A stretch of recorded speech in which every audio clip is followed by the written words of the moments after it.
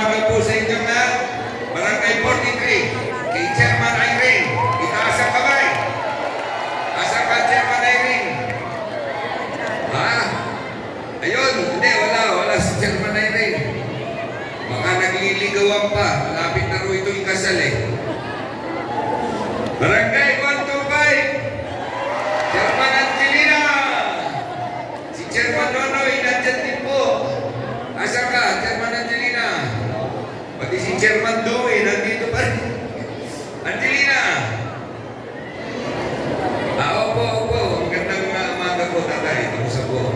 At syempre, 131, Chairman Richard Aesta. Kamusta po kayo? Ako na lang huli magsasalita. Kaya maingli na lang. At pagpasensyahan nyo kami, ngayon pa lang nagpapasalamat na ang pamilya Asenso Manilay sa inyo. Una sa lahat, Manny Lopez ang aking pangalan. Naaalala niyo po ba ako? Ako po ang naglingkod sa inyo ng 6 na taon. At sasariwain ko lang sa inyo, sa inyong mga isipan, kung ano ang aking ginawa sa bayang Tondo. Okay? Una ho, Barangay 43. Ayan. Alam niyo po, saan pumapasok ang inyong mga anak? Isabelo, tama ba? O hindi pumapasok ang inyong mga anak? Laking kalye lang ata eh. Pero ang nasasakupan po ng inyong mga anak ay Isabelo. Ang Isabelo de los Reyes, yung elementary, yung isa pong covered court doon, si Manny Lopez po ang nagpagawa. Samantalang, doon sa Tondo High School, tama? Yung gusali doon po sa Cristobal. Alam mo sa Cristobal? Di ka Barangay 43. Si Manny Lopez din po nagpagawa. Kaya palagpagan ninyo ang inyong mga sarili. Okay po? Ngayon, Barangay 125, Barangay 131. Larangan ng edukasyon. Ano po? Paaralan. Saan pumapasok ang inyong mga anak at ang inyong mga apo? Hindi po ba? Timoteo Paez Elementary. Tama? Kung sila po'y elementary, doon po sa T. Paez Elementary. At ang isang gusali sa T. Paez Elementary School, si Manny Lopez po ang nagpagawa. Okay? Doon naman po sa high school, ito, T. Paez Integrated. 2 gusali, 1 covered court. Kayo po ang saksi dyan. Mga anak ninyo, tinubalot. 125, 131. Timoteo Paez. Manny Lopez po ang nagpagawa. Okay, kaya palakpakan ninyo inyong mga sarili kung kayo po'y naniniwala sa larangan ng edukasyon. Sa larangan naman ng kalusugan, kapag kayo po, mga Barangay 43, ay nangangailangan ng tulong sa inyo pong kalusugan. Saan kayo pumupunta? Anong health center ninyo? Burgos. Valerian. Burgos. Isipin ninyo, nung una po akong naging congressman, ang reklamo po ng direktora doon, Congressman, ang aming pong health center, hindi po mapasukan, umiiwas po ang aming nasasakupang mga barangay. Bakit naman po? Dahil po, nagbabaha ang aming sahig. Natatakot sila at baka tubuan ng kurikong, tubuan ng malipunga. Kaya sila po'y umiiwas. So sabi ko, huwag kang mag-alala, gagawin natin yan.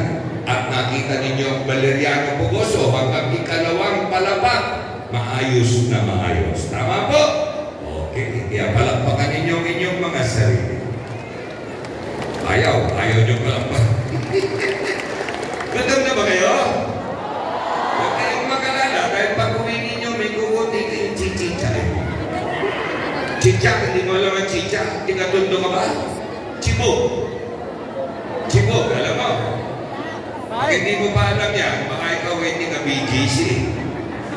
Chicha at chibo. Hindi siya po yan. So ganito. Pagdating naman sa balot, uunahan ko kayo dahil dumadating po sa punto ng isang tao na lahat po tayo ma-hospital. Lahat tayo. At dahil gawa ng kagipitan ng panahon, yung konting salapi na nasa inyong bulsa, hindi nyo na ginugugol. Tama? Pero ito po, dahil si Manny Lopez, inyong congressman, isa po ako sa nag-akda ng Universal Healthcare na kung saan walang Pilipino ang ipagkakain ang tulong medikal. Tondo Medical, nung una po akong dumating dyan, kaisa-isang ospital ng gobyerno. Anong ginawa ko? Ang sabi po ng direktora, tandaan ninyo ang pangalan mo, Doktora Happy Estrella. Congressman, tulungan nyo kami itaas ang antas magmula 100 kama hanggang 300 kama. Sabi ko kung sakaling katuparan natin yan, sisiguraduhin mo ba na ang mga tiga-tundo ang ilalagay mo sa kama at hindi ang mga tiga-nabotas? Ang mga tiga-nabotas ang siyang ilalagay mo sa pasilyo. Okay ba yan? Sabi niya, opo. Pinaglaban namin sa komite, pumasa sa komite. Paglaban sa plenaryo, 300 congressman, wala pong tumutol. Pinasa sa Senado, 24 na senador, wala pong kumontra. Pinirmahan at nilagdaan ng Vice Presidente hanggang lagdaan ni Presidente Digong Duterte. Ngayon, 300 ang kama. Ang ibig sabihin, kung nung dati 100 kama lang ang naaaruga, ngayon po na. Kung nung dati 100 lamang ang doktor, ngayon 300. At higit sa lahat, kung ang pondo 100 milyon, ngayon po ay 300 milyon. Sino ang nakikinabang? Hindi po ba kayong mga tigabalot? Kaya kayo po'y pumunta ron. Sabihin ninyo, pagdating ng panahon na kayo po'y pupunta maaabot sa kagipitan, huwag na ho tayo magpatintero. Rumekta na ho kayo doon, Doktora Happy Estrella. Okay po? Okay, tandaan ninyo, baka mamaya makalimutan ninyo, hanapin nyo ako. Hindi na ho, Happy Estrella. Ngayon, kung sakali at may awa ang ating pong may kapal, ako po ay palarin. No?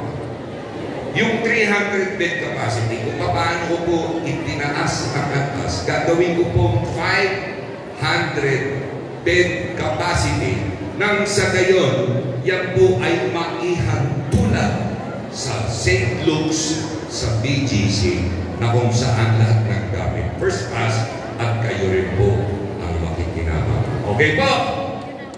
Mahina talaga ang palakpak. Yo! Okay po? Balot! Nagbabaha pa ba sa inyo? Ang pumping station sa Balot Pumping Station, inayos ko po yung Honorio Lopez, kung nung dati nagbabaha, ngayon no, wala nang baha dahil po dyan bagong-bago ang pumping station. Sino po ang nakikinabang? Di po ba kayo rin po? Okay. Ngayon, si Manny Lopez, ganito po. Kung paano namin pagtibayin ang baranggayan, ganun-ganun na lang namin tinutulungan ni Mayora dahil ang barangay hall ho ninyo, kasama ang inyong mga kapitan, diyan po dumadaloy ang tulong ng gobyerno lokal. Sa pamamagitan ng barangay hall, diyan po pinamamahagi ni Mayor Hani, ni Vice Mayor Yul, lahat po ng tulong ng gobyerno lokal. O ngayon, itatanong nyo, Congressman Manny, paano naman ang tulong ng gobyerno nasyonal?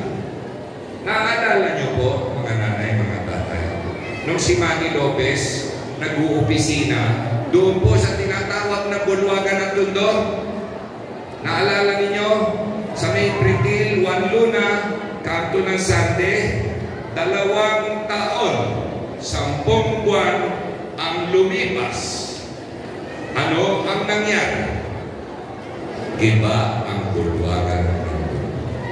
Ako po ang nagpauso ng AIDS. Ako nagpauso ng tupad. Ako po ang nagpauso ng medical assistance, burial assistance, educational assistance, GIP, cash for work, at scholarship. Ngayon wala na po ang bulwagan ng tundo. Saan kayo ihingi ng tulong ng gobyerno nasyonal? 2 taon, 10 buwan, iba. Ang sabi niya, may 3 phase. First phase, first year. Second phase, second year. Third phase, third year. Ang termino po ng congressman para po sa inyong kaalaman. 3 taon. E di ang ibig sabihin niya, hindi niya po tatapusin 3 taon bago matapos yung bulwagan ng tundo. Mantakin ninyo, ngayon, dadating ang punto na kayo po ay hihingi ng tulong. Ito po ang babala ko sa inyong lahat. Kayo po ay papupuntahin doon po sa kalsada sa Baltasar, tatakbuhan ninyo ang kanyang munting opisina. At doon, kayo po ibibigyan ng 2 pahina ng DSWD. Alam niyo po yan dahil ang iba po sa inyo napunta. DSWD, papipirmahin kayo ng blanco at hindi niyo alam, kayo po inalin lang. Lahat po ng pinamimigay, educational, burial, medical assistance, pati po yung scholarship, kayo po yung pinapipirma, pati po yung tolda nilalagay sa mga sari-sari store. Pinapipirma. Pati po ang mga toda. Sino po ang toda rito? Toda, tricycle, pedicab, meron po ba? Baka nahihiyak, kayo po tatay. Meron kayong mukha niya? Yung congressman? Wala. Itanong nyo, pag-uwi ninyo, yung pong may mukha niya, pinapipirma, at lahat ng binanggit ko sa inyo, ang katumbas nang binibigay niya na 1,000 kapag kinubra sa DSWD ay halaga 5,000 piso. Ang sabi niya, sinisiraan ko raw po siya. Yung nakaupong congressman, naninira po at ipapasa Diyos. Ako po ba ay naninira kapag ako'y nagsabi ng katotohanan? Kayo po. Kapag nagsabi kayo ng katotohanan, kayo po ba'y naninira? Hindi po. Nais ko lang imulat sa inyong isipan kung ano po ang nangyayari sa inyong kapaligiran. Mantakin ninyo, ang ating mga anak pawis na mga kapatid, hirap na hirap sa hanap buhay. Pagninegosyohan po kayo. O ito, bulwagan ng tundo. O, Giba. Plaza Hernandez. Alam niyo po yung lugar na yung Plaza Hernandez. 2 taon po, tinakban ng yero ang paligid ng plaza na yan sa tabi po ng simbahan ng tundo. Karamihan po sa inyo parokyano ng simbahan ng tundo. Tama po? Kung hindi lamang po magdaraos ng kapistahan ng Santo Niño, hindi pa bubuksan. Ito po nangyari. Bispiras ng piyesta ng Santo Niño, pilit binuksan. Gawa ng kawalan ng plano, gawa ng kapabayaan, pinahandar ang water fountain. Ano nangyari? Nagbaha. Meron pong isang senior citizen na dumaan, nadulas. Yan, alam niyo. Nadulas, na bagong ang ulo. Ano ang sabi ni Monsignor Jerome? Sino ngayon ang sasagot sa pa-hospital niya? Sino po? Kaya po gawa ng kapabayaan at kakulangan ng plano, yan. Bulwagan ng tundo, iba. Plaza Hernandez, may na-aksidente. Ito, Plaza Morga.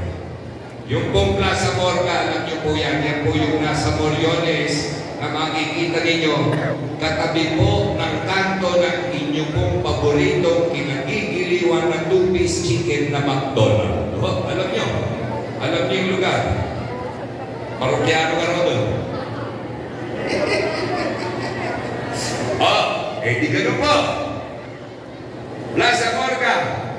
Palibasa po, maliwalas yan, maraming puno. Yan po ay nagiging palaruan ng mga kabataan ng handball, long ball, cricket ball.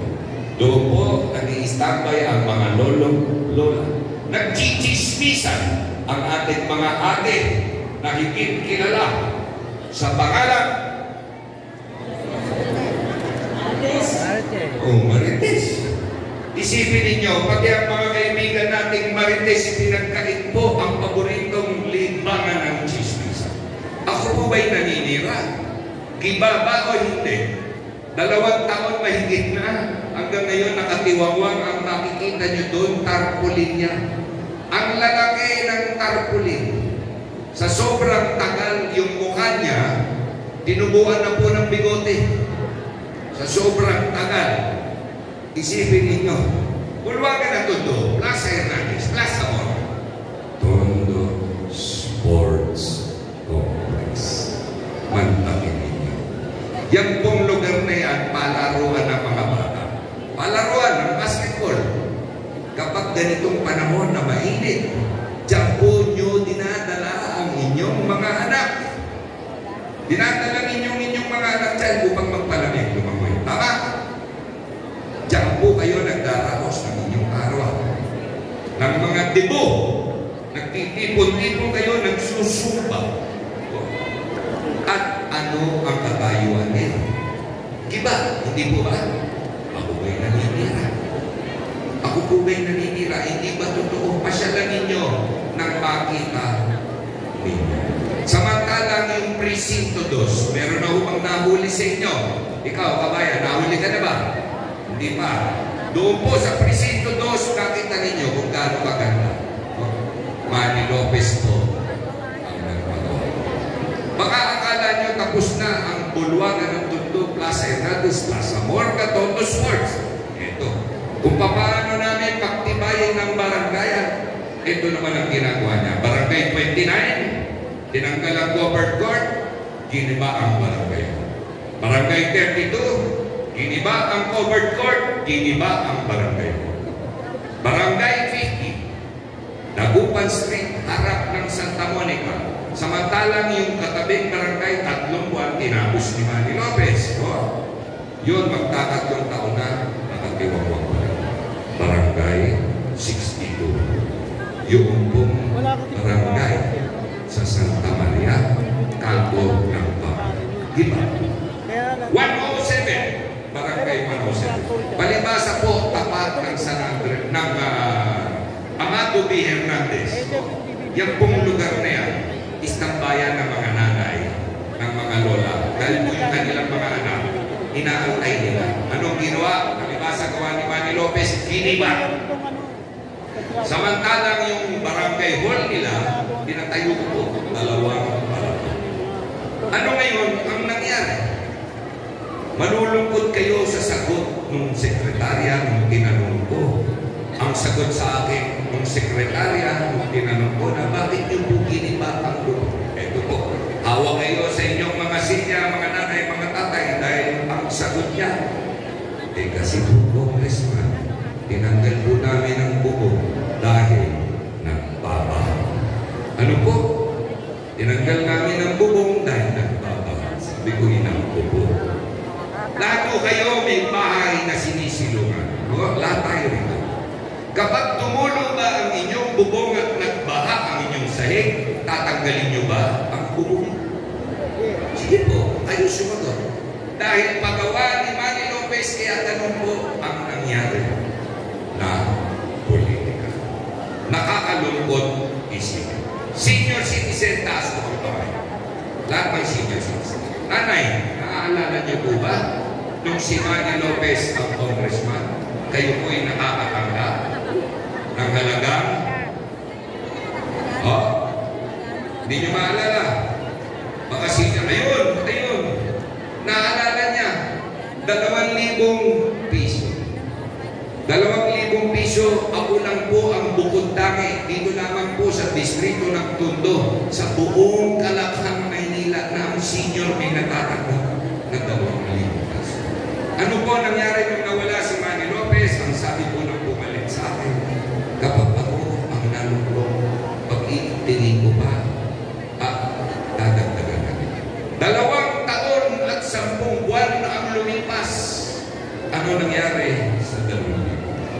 Wala.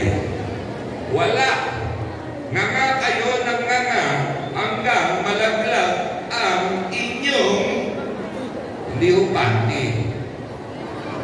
Panty ang hirap po malaglag eh. Pustiso. Pustiso. Panga.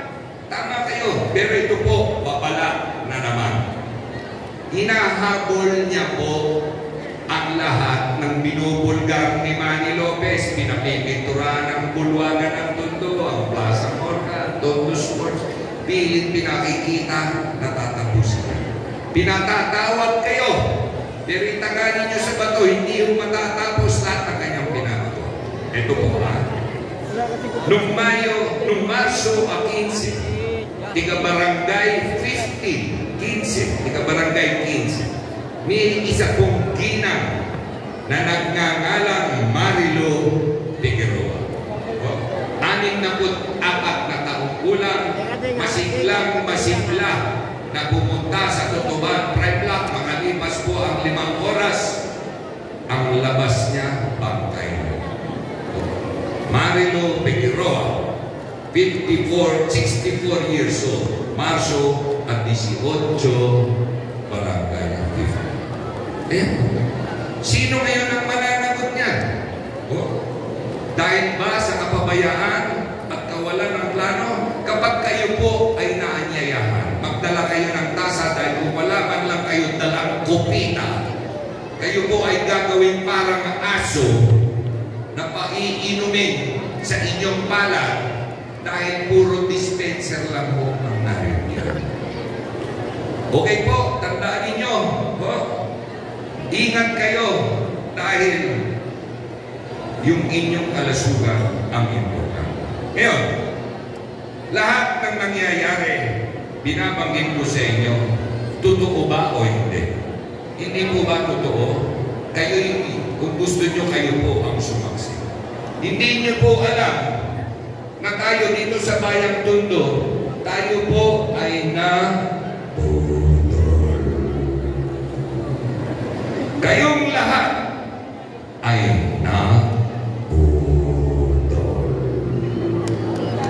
ang sabi niya, siya'y bagong Tondo. Paano siya naging bagong Tondo? 1988 pa lang, konsihal na ang iyong ama. Makalipas ang 9 na taon, ikaw naman ang bumalik.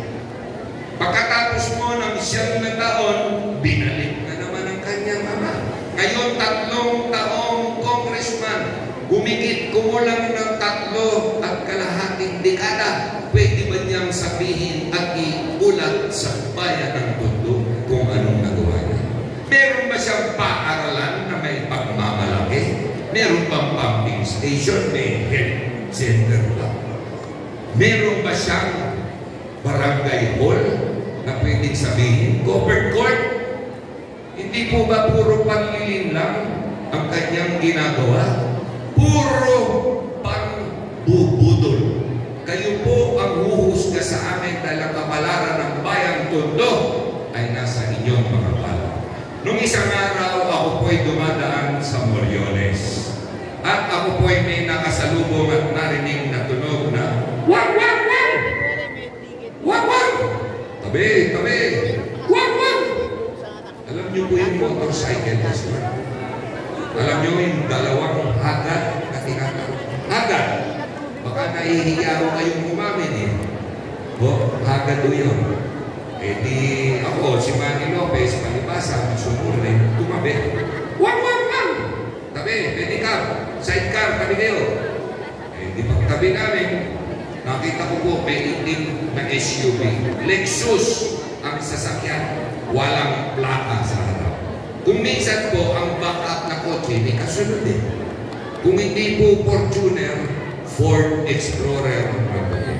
Ako po'y nagulantang sa aking nakita dahil tinignan ko ang plate number, nakita ko po ang plaka 8. First District ng Maynila. Sabi ko, inang ko po, congressman ng Bayang Tondo. Napakarami pong congressman ang lumipas sa Bayan sa tatay ni Marjorie Isidro na si Tata Martin Isidro. Naalala nyo? 7 na taon naging congressman. Yung kaibigan natin sa Dagupan, 7 na taon na naging congressman. Si Atong Masilo, naalala niyo? 7 na taon na naging congressman. Manny Lopez, 6 na taon na naging congressman. At may isa pa sa amin nagbuwag-buwag. May isa po ba sa amin nag-motorcycle escort at may isa po ba sa amin gumamit ng plakang 8? Ano ba ang pakiramdam niya sa sarili niya? Angat ba siya sa iyo? Hindi ba dapat kayo po ang kanyang pinagsisilbihan at hindi kayo ang nagsisilbi sa kanya? Abusado sa kapangyarihan dahil ngayon lang po nakatikim na maging congressman, akala niya kung sino siya. At tignan ninyo, pagdating ng Mayo at 13, hindi siya congressman. Kita niyo kung gaano kataas ang akyat niya, ganyan kabigat ang lagabak sa lupa. Senior citizen, 2,000. Tatapusin ko lang po. Ano po ang pakiramdam ng 2,000 at ano silbi ng 2 daliri? Tama kayo. Kamot ng ilong, kamot ng liig.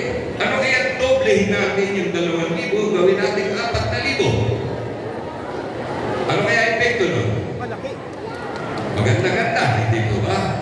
Kasi kapag kayo sinampal ng 4 na daliri, may epekto, hindi po ba? Eh lalo pa kung gawin natin 5. Ano po? Damdam na damdam nyo ba yun pagka kayo sinampal ng 5 daliri? Okay. Walang pa kanya yung sarili dahil lahat ng aking pong binigkas, hindi ko po pinangako sa inyo. Basta ko lang po ginawa, binulaga ko kayo. Tandaan ninyo itong araw na ito. Itong araw na ito.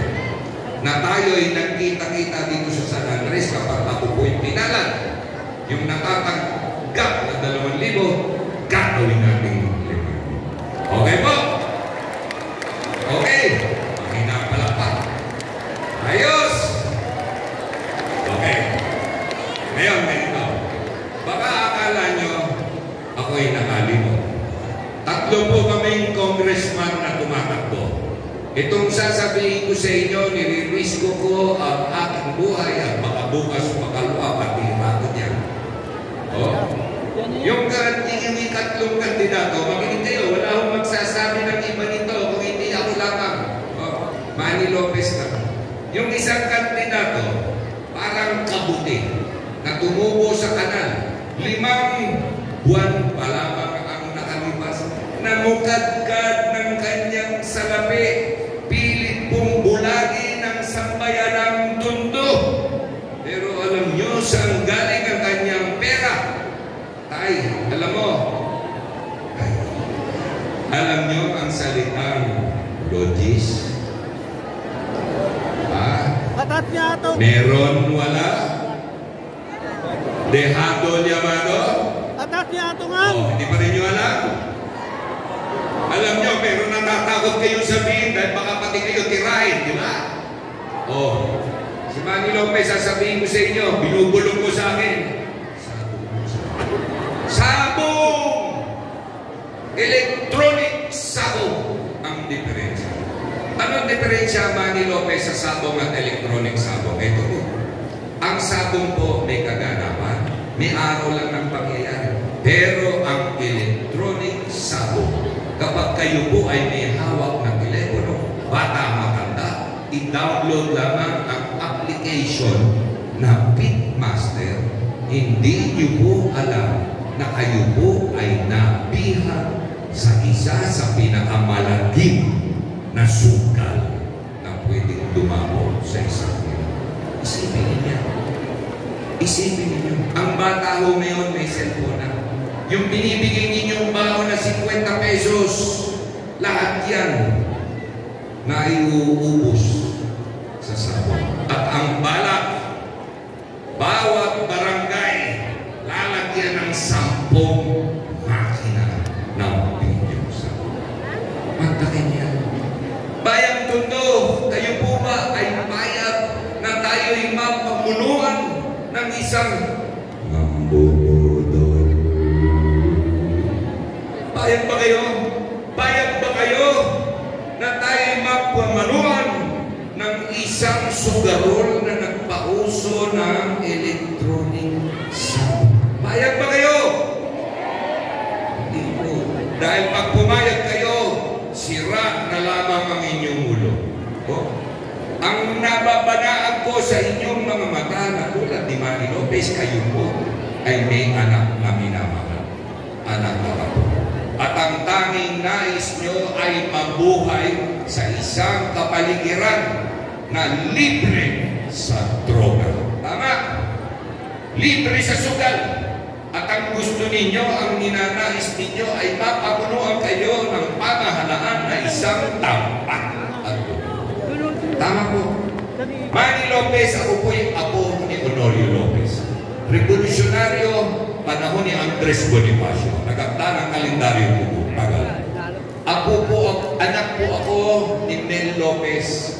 3 beses niyong hinalal na konsyal, 63, 67, 71. Nang siya po'y maging top-notcher nung ang bayan Tundoy, isa pa lang, naging vice mayor, naging congressman, naging alkalde. At sa huling sandali ng kanyang buhay dito sa mundo, siya po'y naglilingkod sa ating inang bayan bilang chairman ng Philippine National Oil Corporation. Pamangkin ako ng pinakamatagal na naging congressman sa kasaysayan ng bayan ng Tondo na si Jimmy Lopez. Manny Lopez, naglingkod po ako ng tapat sa inyo ng 6 na taon. Ayon po sa inyong kagustuhan at karainan. Meron po bang makapagsasabi ni isa sa inyo na hindi po kami naglingkod ng maayos sa bayan ko? Higit sa lahat, meron po bang magsasabi sa inyo na kami po'y nagnakaw at nagpayaman at nagdarambog sa kaban ng bayan? Wala. Dahil nakaratay sa aming ugat at dugo ang maglingkod sa aming inang bayan na bayan ng Tondo. Okay po? Pwede na ako? O hindi pa? Alam niyo, naalala ko ang aking ama.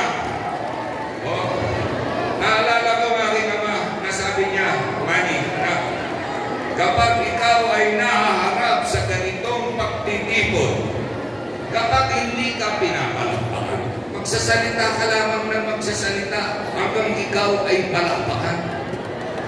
Kaya palakpakan niyo na ako dahil gusto ko na